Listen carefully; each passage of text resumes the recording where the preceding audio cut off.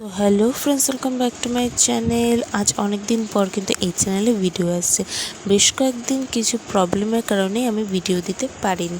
তো সে যাই হোক, আজকে আমি শেয়ার করছি একটা সন্ধেবেলা মানে ডেইলি ভ্লগ। আমরা কি করলাম, সন্ধেবেলাটা কি খেলাম সেইটারই একটা ভ্লগ বা একটা রেসিপিই বলতে পারো। আমরা বাড়িতে হোমমেড রোল বানিয়েছিলাম। সেই রোল বানানোরই একটা ছোট্ট মুহূর্ত তোমার সাথে ধরবো। তো দেখো, এখানে শসা, পেঁয়াজ, লেবু আর কাঁচা লঙ্কা আলাদা করে কেটে রেখে দিয়েছি। এরপর একটা থালা নিয়ে নিয়েছি, একটা সস, চিলি সস আর টমেটো সস আর বিট নুন নিয়ে নিয়েছি। এইদিকে মা পরোটা ভাজতে শুরু করেছে আর গার্নিশিংটা কিন্তু আমি করব। দেখো, মা পরোটা ডিম দিয়ে পরোটা ভেজে ভেজে আমাকে দিচ্ছে আর এবার আমি গার্নিশিং করছি। ফার্স্টে বিট নুন দিয়ে নিলাম ভালো করে, তারপর ওটার মধ্যে দিয়ে দিলাম শসা, পেঁয়াজ, কাঁচা লঙ্কা, নর্মাল যেভাবে রোলে দিই আমরা।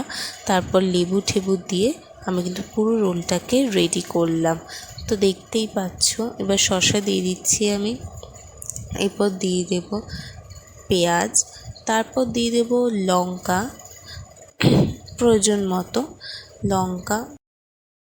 আর ওইদিকে কিন্তু মা বাকি পরোটাগুলো ভাজতে শুরু করছে, তাই আমাকে একটু তাড়াতাড়ি করতে হচ্ছে।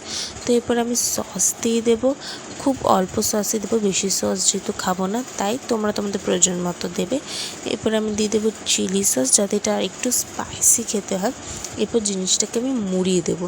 এটা যেহেতু হোমমেড রোল, তাই আমি আর কাগজ ব্যবহার করিনি, যেহেতু আমার আশেপাশে কাগজ বেশি ছিল না, তাই আমি আর বেশি কাগজ দিইনি, যেহেতু খেয়েই তো ফেলবো তাই।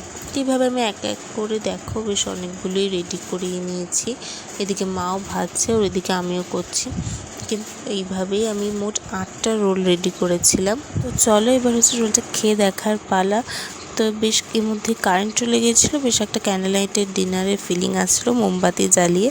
তো সে যাই হোক, এবার আমি রোলটা টেস্ট করেছিলাম, আমরা সবাই মিলে খেয়েছিলাম। রোলটা খেতে কিন্তু বেশ দারুণ হয়েছিলো ফ্রেন্ডস। তোমরাও চাইলে কিন্তু এভাবে বাড়িতে সহজেই রোল বানিয়ে খেতে পারো। তো